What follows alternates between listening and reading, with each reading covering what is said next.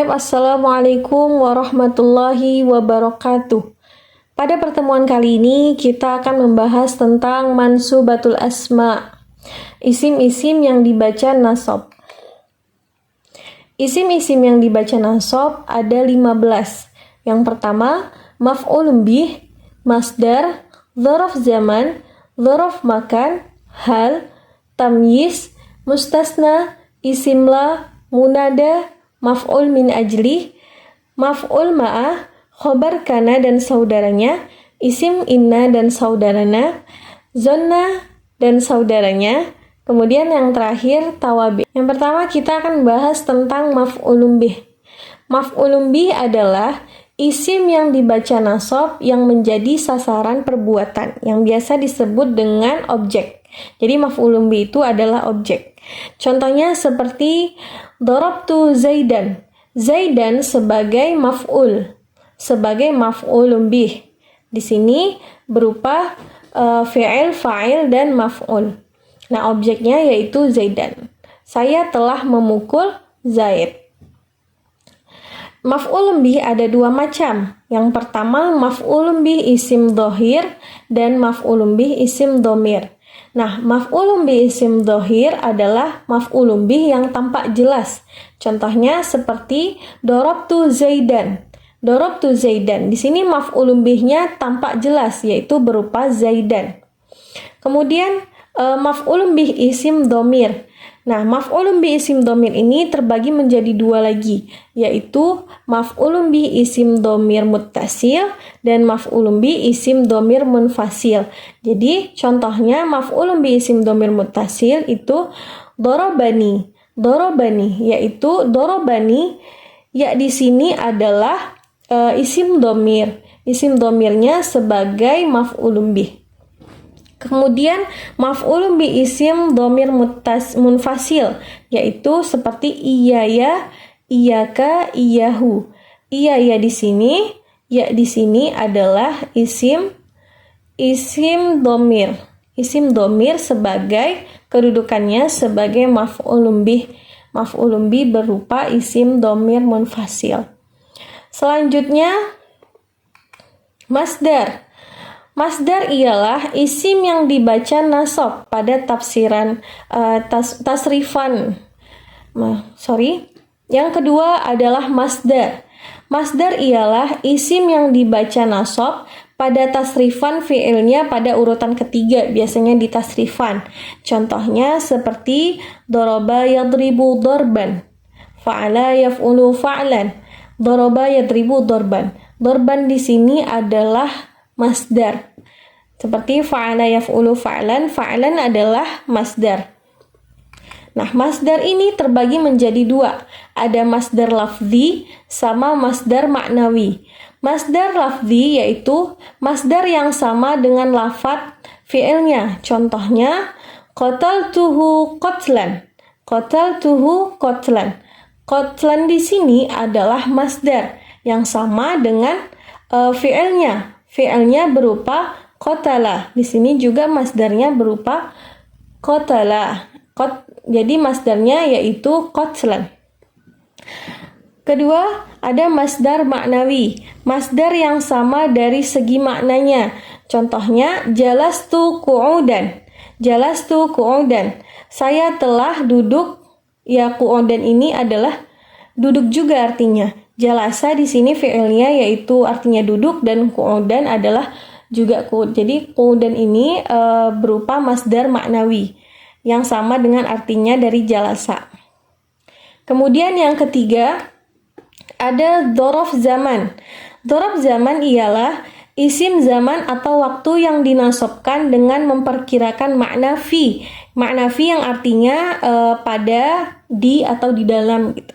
Kemudian contohnya yaitu al-yaumu yang artinya pada hari itu. Al-yaumu ini disebut dengan dzaraf zaman, artinya waktu. Dzaraf zaman itu biasa disebut dengan waktu.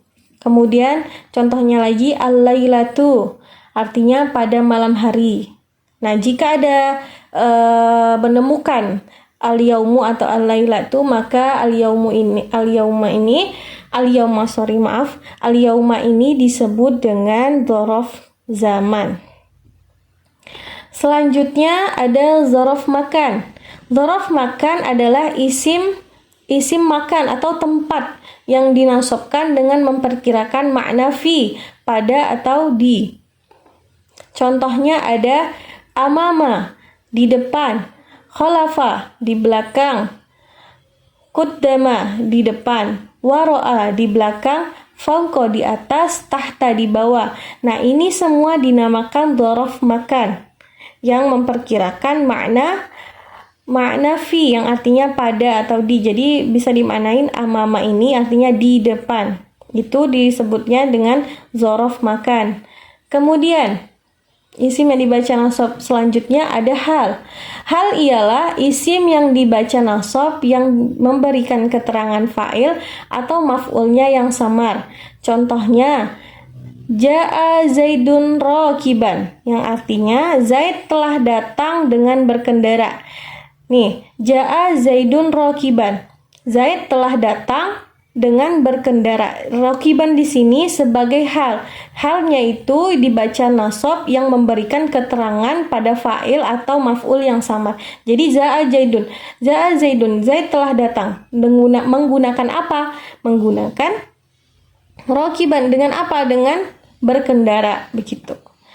Kemudian hal itu berbentuk isim nakirah dan terletak sesudah kalam yang sempurna dan sahibul halnya berupa isim ma'rifah. Oke, selanjutnya tamyiz. Tamyiz adalah isim yang dibaca nasab yang berfungsi menjelaskan zat atau benda yang samar. Tamyiz berupa isim nakirah dan tamyiz terletak sesudah kalam yang sempurna. Contohnya, tasabbaba Zaidun araqan. Artinya Zaidun bercucuran, apanya? Keringatnya. Tadi tasabbaba Zaidun araqan. Araqan di sini sebagai tamyiz. Tamyiz pada isim nakirah yang terletak sesudah kalam yang sempurna. Jadi tasabbaba Zaidun. Tasabbaba Zaidun artinya Zaidun bercucuran, apanya? Keringatnya. Araqan dibaca nasab. Araqan dibaca nasab karena dia menjadi tamyiz, menjelaskan. Kemudian contohnya yang lain, ada ishtaraitu 20 qalaman. Qalaman dibaca nasab karena dia menjadi tamyiz, menjelaskan kalimat sebelumnya. Contohnya, aku telah membeli apa? Membeli 20 pulpen. Selanjutnya ada istisna. Istisna di sini adalah isim yang terletak sesudah ila atau salah satu saudara-saudaranya. Huruf istisna ada 8, yaitu ila, ghairu, siwa, suwan, sawaun, khala, ada, hasya. Nah, mustasna dengan ila itu dibaca nasab apabila kalamnya tam dan mujab. Contohnya, qoma qaumu illa zaidan. Qoma qaumu illa zaidan. Nah, di sini ada huruf istisna, kemudian zaid di sini dibaca nasab karena sebelumnya ada huruf istisna yang artinya kaum itu telah berdiri kecuali zaid. Selanjutnya isim la.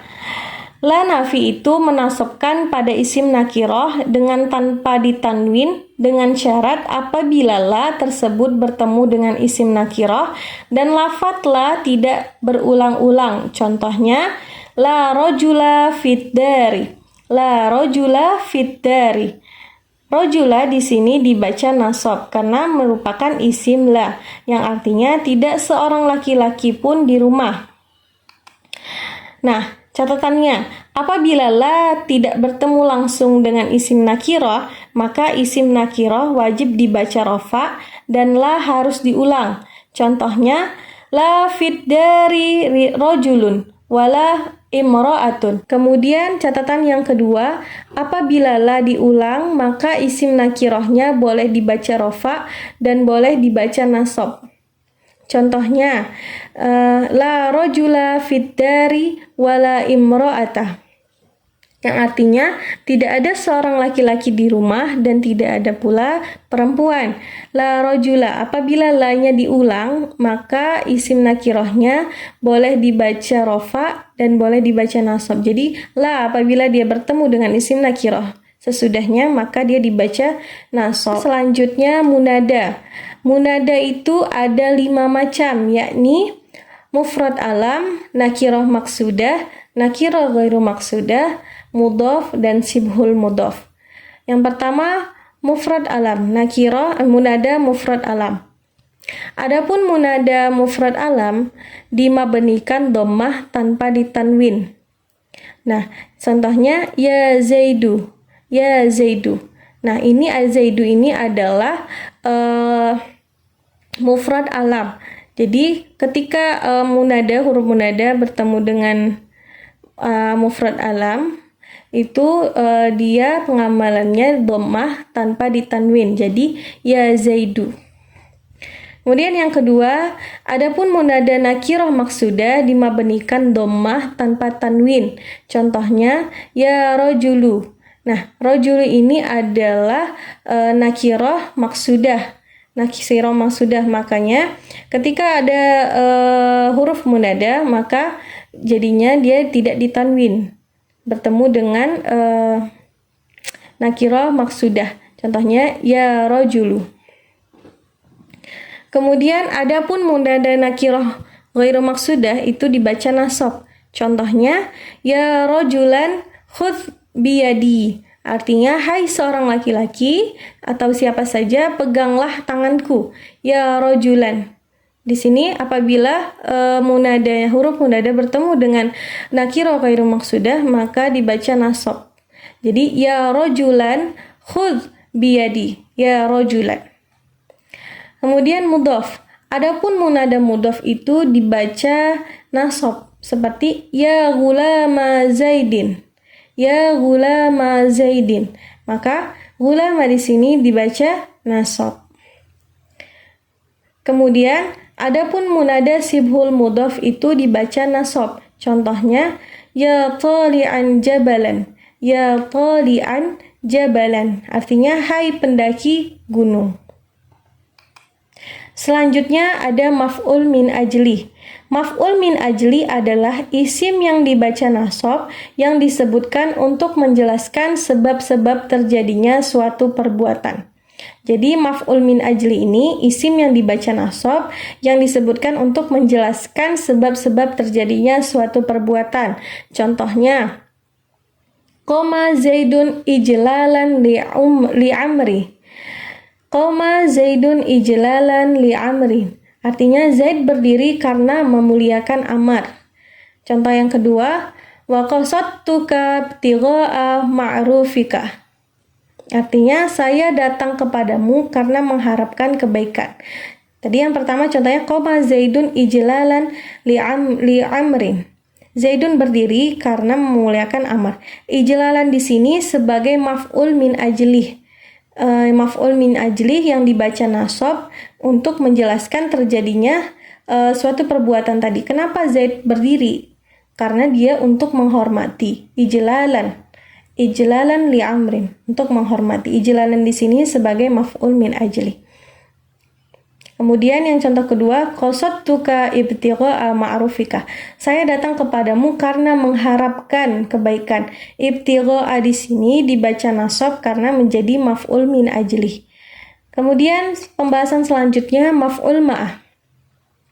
Maf'ul ma'ah ialah isim yang dibaca nasab yang disebutkan untuk menjelaskan bahwa suatu perbuatan dilakukan bersamaan dengan isim tersebut. Contohnya, ja'a al-amiru wal jaisha.